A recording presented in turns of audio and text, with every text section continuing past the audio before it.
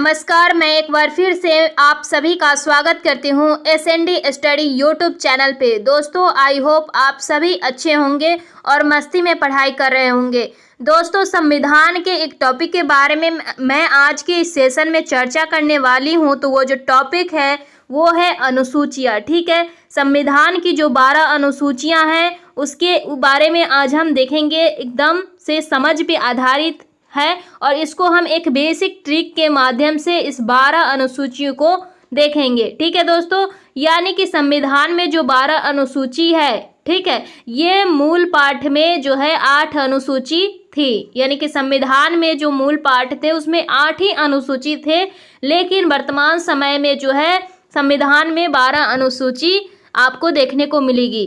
ठीक है, अगर हम यहाँ पे पहली अनुसूची की बात करते हैं तो इसमें 28 राज्य और 8 केंद्र शासित प्रदेश की बात कही गई है। तो देखिए, किसी भी बड़े क्षेत्र को प्रशासनिक संचालन करने के लिए क्या होता है, उसको टुकड़ों में बांटा जाता है। क्यों? क्योंकि उसका जो संचालन है एक समुचित रूप से हो सके। इसी प्रकार से भारत भी क्या है, एक बहुत बड़े क्षेत्र में जो है फैला हुआ था और इसको 28 राज्य और 8 केंद्र शासित प्रदेशों में इसको बांट दिया गया, क्योंकि इसका जो है समुचित रूप से विकास हो सके और प्रशासनिक जो है संचालन किया जा सके। ठीक है, तो इसमें जो है पहली अनुसूची में क्या किया, 28 राज्य और 8 केंद्र शासित प्रदेशों में जो है इसका जो उल्लेख मिलता है वो पहली अनुसूची में मिलता है। ठीक है, आपका ये हो गया। दूसरी अनुसूची क्या बताती है कि दूसरी अनुसूची में जो उसको जिस भी राज्य का गठन किया गया या फिर उसको बांटा गया, ठीक है, तो उसमें वहाँ पे किसी भी पदाधिकारी को रखेंगे तो उसको वेतन भत्ते को क्या करेंगे, वहाँ तो देना पड़ेगा ना। तो दूसरी अनुसूची में जो है पदाधिकारी के वेतन भत्ते का उल्लेख मिलता है। ठीक है, अगर यहाँ पे पदाधिकारियों की बात करें कि सर्वोच्च पदाधिकारी कौन कौन होते हैं, तो देखिए दोस्तों, सर्वोच्च पदाधिकारी के जो अंतर्गत आते हैं वो राष्ट्रपति, राज्यपाल, लोकसभा के अध्यक्ष और उपाध्यक्ष, राज्यसभा के सभापति और उपसभापति, ठीक है, विधानसभा के अध्यक्ष, उपाध्यक्ष, विधान परिषद के सभापति, उपसभापति और उच्च न्यायालय के जो न्यायाधीश होते हैं और भारत सरकार के नियंत्रक एवं महालेखा परीक्षक, इतने जो होते हैं सर्वोच्च पदाधिकारी, इनके वेतन और भत्ते का जो बात है वो उल्लेख मिलता है आपकी दूसरी अनुसूची में। ठीक है दोस्तों, आपको इस प्रकार से याद रखना होगा कि पहली अनुसूची में नियंत्रण करने के लिए क्या किया गया, राज्यों का क्या किया, क्षेत्रफल का बंटवारा किया, माने कि 28 राज्यों और 8 केंद्र शासित राज्यों में इसको बांटा गया। ठीक है, उसके बाद वहाँ पे पदाधिकारी रखे गए और पदाधिकारी रखे गए तो वेतन और भत्ता पदाधिकारी को चाहिए। ठीक है, तो ये दूसरी अनुसूची में बात कही गई कि पदाधिकारी को वेतन और भत्ता चाहिए। ठीक है, उसके बाद तीसरी अनुसूची में बात ये कही गई कि अगर आप वेतन और भत्ता ले रहे हैं तो किस आधार पे, ठीक है, इसका क्या भरोसा है कि आप वेतन लेने के बाद भी काम करेंगे। तो इसके लिए इसमें क्या किया गया, तीसरी अनुसूची में शपथ दिलाई गई कि जो जो पदाधिकारी को वेतन और भत्ते मिलेंगे काम करने के लिए, तो उनको जो है तीसरी अनुसूची के अंतर्गत उन्हें शपथ ग्रहण लेनी पड़ेगी। ठीक है, तो ये है तीसरी अनुसूची में ये जो है शपथ का जो उल्लेख मिलता है।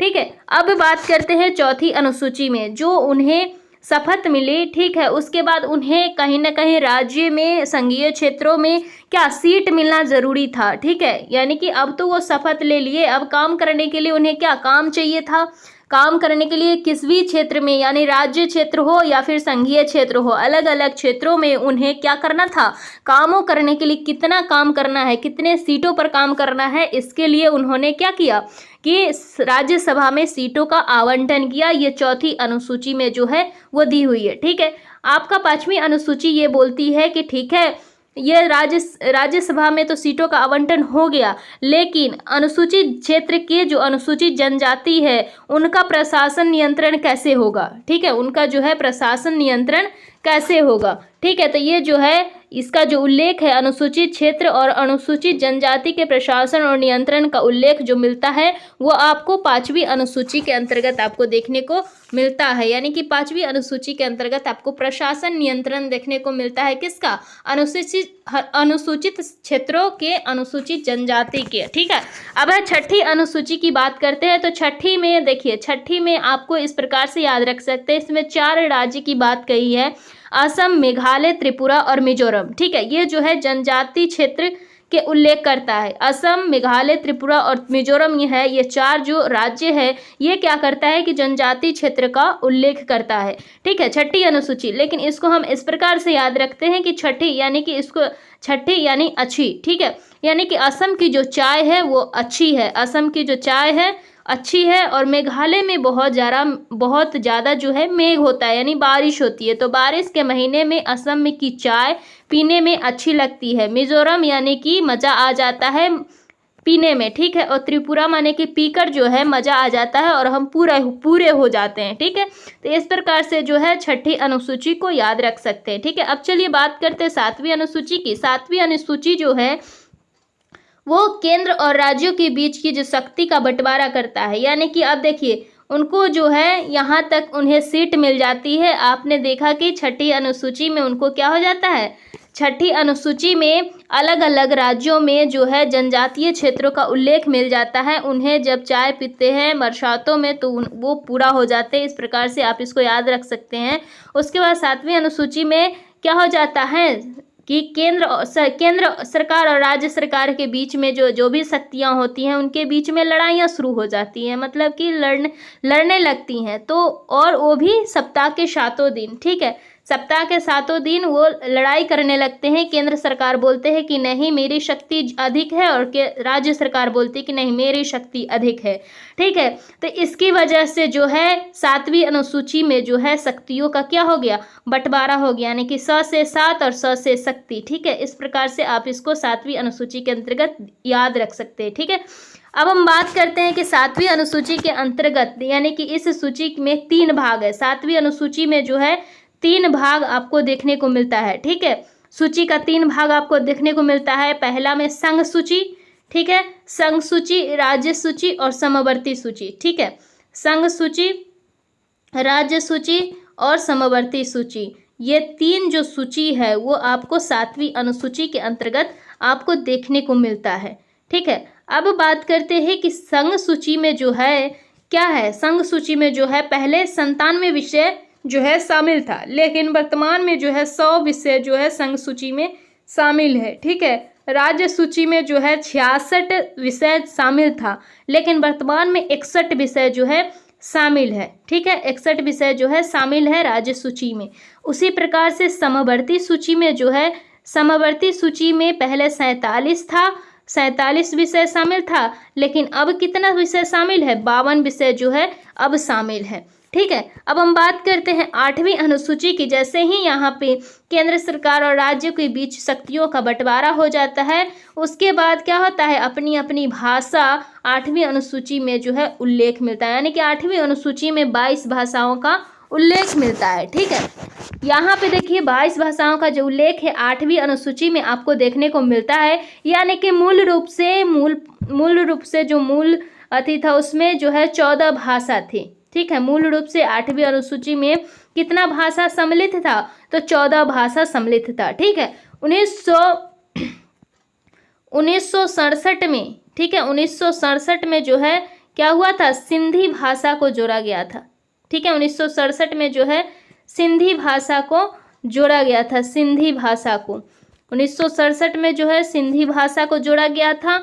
उसके बाद 1992 में 3 भाषा को ऐड किया गया था, कोंकणी है ना, कोंकणी, मणिपुरी और नेपाली। ठीक है, ये 3 भाषा को ऐड किया गया था 1992 में। ठीक है, उसके बाद 2004 में भी कितने भाषा, 4 भाषा को ऐड किया गया था। ठीक है, 4 भाषाओं को ऐड किया गया था, जोड़ा गया था, मैथिली, ठीक है, संथाली, डोगरी और बोडो। ठीक है, ये जो 4 भाषा है वो जोड़ा गया था। और अब जो है टोटल मिला के वर्तमान में 8वीं अनुसूची में जो है 22 भाषाओं का उल्लेख मिलता है। ठीक है, चलिए अब बात करते हैं 9वीं अनुसूची की। तो 9वीं अनुसूची में जो है संपत्ति का अधिकार का जो है अधिग्रहण का उल्लेख मिलता है, प्रावधान है, यानी कि संपत्ति का जो अधिकार है उसका प्रावधान है। ठीक है, यानी यहाँ पे हम बात कर रहे हैं, देखिए संपत्ति यानी कि मान लीजिए कि किसी का संपत्ति है, उसको अधिग्रहण माने अपने अंदर उसको करने की अगर बात कह रहे हैं तो वहाँ पे देखिए लोभ करना गलत बात है, ये हम सभी जानते हैं कि लोभ करना क्या है, गलत बात है। और दूसरे के संपत्ति को अगर कहा जाए कि अपने अंदर उसके कब्जे में ले लो तो वहाँ पे हम क्या कहेंगे कि नो, हम यहाँ पे नो मतलब उसको हम नहीं कर सकते हैं। ठीक है, तो यहाँ पे नो का नो से यहाँ पे हो जाएगा 9। ठीक है, 9 से 9, तो उस किसी का संपत्ति का अधिग्रहण अपने अंदर हम नहीं करेंगे, वो 9वीं अनुसूची में है।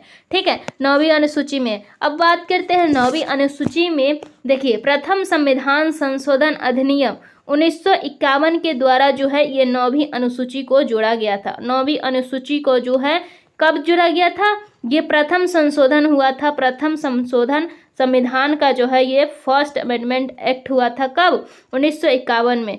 फर्स्ट अमेंडमेंट एक्ट हुआ था 1951 में, उसी के तहत जो है 9वीं अनुसूची को जोड़ा गया था। ठीक है, और इसी अनुसूची के अंतर्गत ये बताया गया था कि न्यायालयों के बीच में माने कि न्यायालय में किसी भी प्रकार की चुनौती नहीं दी जा सकती किसी भी विषय के लिए। ठीक है, यानी कि 9वीं अनुसूची से अगर कोई भी विषय का जो दायरा अगर न्यायालय में पहुंचती है तो उसका चुनौती जो है नहीं दी जा सकती है।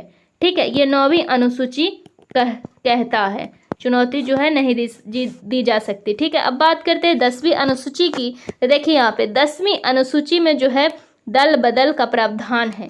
ठीक है, 10वीं अनुसूची में जो है क्या है, दल बदल का प्रावधान है। यहाँ पे हम इस प्रकार से कह सकते हैं कि 10 बहाने बना के दिल को चुरा लिया और बाद में क्या हो गया, दल बदल लिया। ठीक है, इस प्रकार से हम इसको याद रख सकते हैं कि 10 बहाने बनाया और दिल को चुरा लिया और बाद में वो बदल गया। ठीक है, तो इस प्रकार से 10वीं अनुसूची में का जो है दल बदल का इसमें कानून है, दल बदल का प्रावधान है ये 10वीं अनुसूची में। याद कैसे रख सकते हैं कि 10 बहाने बना के दिल को चुराया और बाद में दल को बदल लिया। ठीक है, इसमें जो एक बात और है 10वीं अनुसूची में, 10वीं अनुसूची में जो है 92, ठीक है 92 जो है ना, 92 संविधान संशोधन 1985। ठीक है, 92 संविधान संशोधन 1985। ठीक है, 1985 जो है 1985 के द्वारा जो है ये 10वीं अनुसूची जोड़ा गया था। कब जोड़ा गया था, तो 92। ठीक है, 92 संविधान संशोधन 1985 के अंतर्गत जो है इसी के द्वारा जो है 10वीं अनुसूची को जोड़ा गया था। ठीक है, अब यहाँ पे बात करते हैं कि अब बात करते हैं 11वीं अनुसूची की। ठीक है, क्या बात करते हैं, 11वीं अनुसूची की। 11वीं अनुसूची की बात करते हैं तो 11वीं अनुसूची में क्या है कि पंचायती राज संस्थाओं का उल्लेख है, यानी कि पंचायती राज संस्थाओं का उल्लेख किया जाता है। यानी कि जब भी 11वीं क्लास में जाती है, यानी कि इस प्रकार से आप याद रख सकते हो कि मम्मी कहती है कि 11-11 का क्या है, दल बना के पंचायती करो। ठीक है, यानी कि जब भी 11वीं कक्षा में जब बच्चे जाते हैं तो वहाँ पे पंचायती शुरू हो जाती है किसी भी बातों के लेके, क्योंकि वहाँ क्या होता है, दोस्ती जो है वो ज़्यादा गहरी रहती है। इसकी वजह से जो है वहाँ पे पंचायती जो है शुरू हो जाती है, इस प्रकार से हम कह सकते हैं।